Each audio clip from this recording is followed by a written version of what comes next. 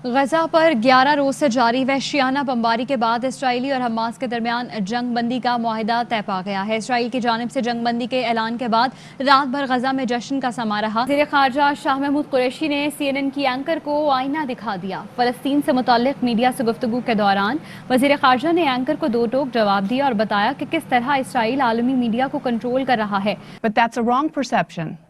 Could be wrong, but that's the perception. Negate it. Well, someone- negate but someone- it.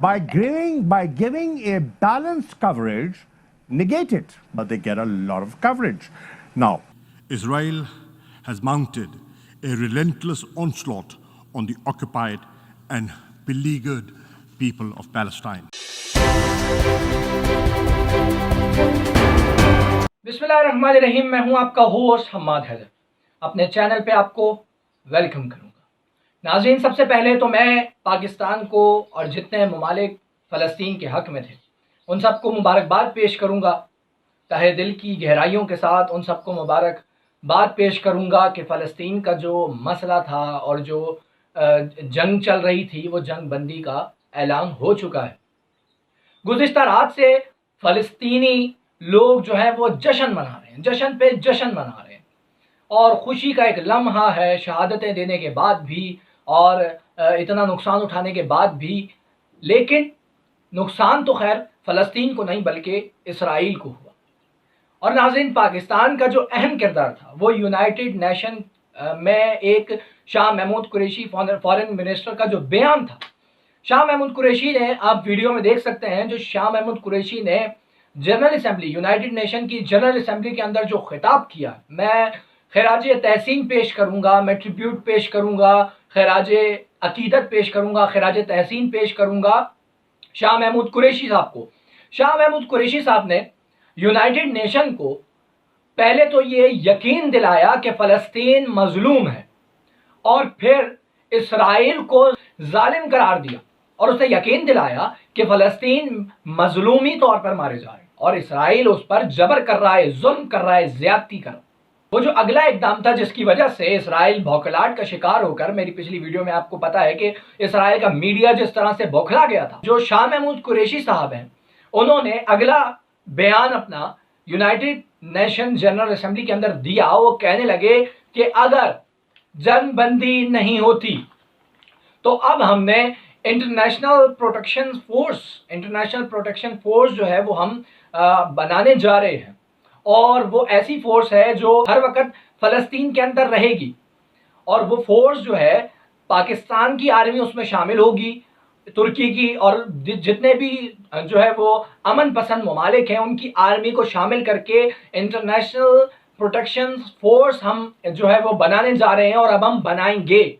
इस pressure में आकर जो है वो इसराइल ने जंग बंदी का ऐलान किया कि अब हम जो है वो ये जंग बंदी नहीं करेंगे।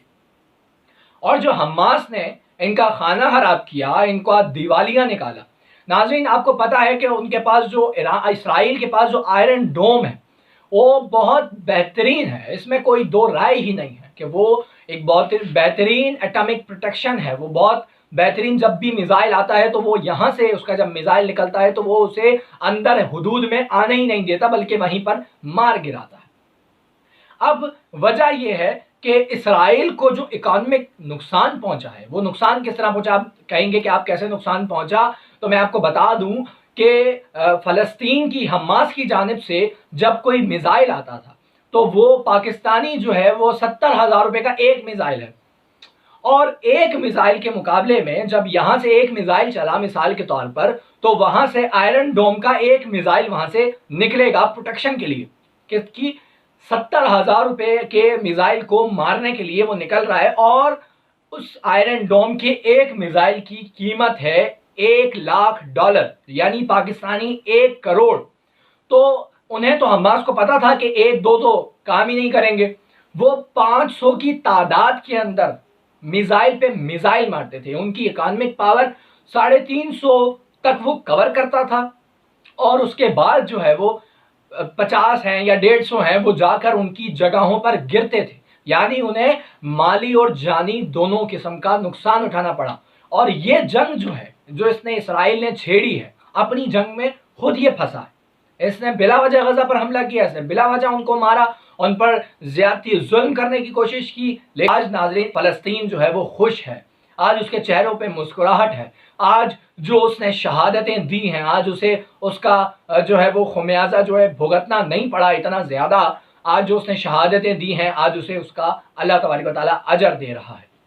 लेकिन नाज़रीन बहुत बेहतरीन हिकमत अमली थी शाह महमूद कुरैशी साहब की, और उन्होंने CNN चैनल के ऊपर भी, CNN जो इनका चैनल है इंटरनेशनल तौर पर भी, उन्होंने जब सवाल किया कि एंकर ने जब सवाल किया तो उन्होंने कहा कि आलमी मीडिया, यानी CNN को मुखातिब करके कह रहे हैं आलमी मीडिया प्रोपेगेंडा करना बंद कर दे तो ये चीजें भी खत्म हो जाएंगी।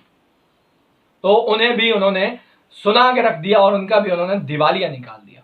लेकिन हमारे फैसल रजा आब्दी साहब जो हैं वो अब पॉलिटिकल वर्कर भी कहलाए जाते हैं, लेकिन अब उन्होंने छोड़ दिया, वो किसी तंजीम के अंदर तो नहीं है। उनका एक बयान सामने आया है कि वो फरमाते हैं कि इसराइल और फ़लस्तीन की जंगबंदी आर्जी है। जंगबंदी की आलमी काविश का मकसद इसराइल की सलामती को यकीनी बनाना है, ना कि फ़लस्तीन के दिफा को। यानी वो फरमाना चाह रहे हैं कि ये जो जंगबंदी हुई है एक तरह से सैयद फैसल रजा आब्दी साहब का भी पॉइंट ऑफ व्यू सही है कि एक तरह से उन्होंने, क्योंकि मैंने आपको बताया इनको इकोनॉमिक नुकसान हो रहा था, इन्हें बहुत ज़्यादा प्रॉब्लम्स हो रही थी, मिसाइल पे मिसाइल मारे जा रहे थे, तो इनको जो है वो जानी और माली दोनों नुकसान हो रहा था। फैसल रजा आब्दी साहब कह रहे हैं कि इन्होंने जो जंगबंदी की है ये इस वजह से की है कि इसराइल को मुस्तहकम बनाया जाए, यानी कि उसको और पावरफुल बनाया जाए, ना कि फ़लस्तीन की दिफा को पावरफुल बनाया जाए। उनका पॉइंट ऑफ व्यू भी एक तरह से सही है, लेकिन फ़िलहाल जो है वो हम फ़लस्तीनियों को और मुहिब्बे वतन पाकिस्तानियों को, जिनके दिलों में इसराइल के लिए नरम गोशा था, और जितने भी ममालिक हैं जिनके लिए इसराइल के दिल में नरम गोशा था, यूट्यूबर्स जिन्होंने भी बात की है इसराइल के फ़लस्तीन के हक़ में, फ़लस्तीन के लिए जिनके भी दिलों में नरम गोशा था, उन सब को मैं मुबारकबाद पेश करना चाहता हूँ कि अब फ़लस्तीन के अंदर जंगबंदी का ऐलान हो गया है और अब मामलात वहाँ के बेहतर हैं। इसी के साथ हम्माद हैदर को दीजिएगा इजाज़त। इंशाअल्लाह मुलाकात होगी एक नई वीडियो के साथ, कि अपना बहुत ख्याल रखिएगा। अल्लाह हाफ़िज़।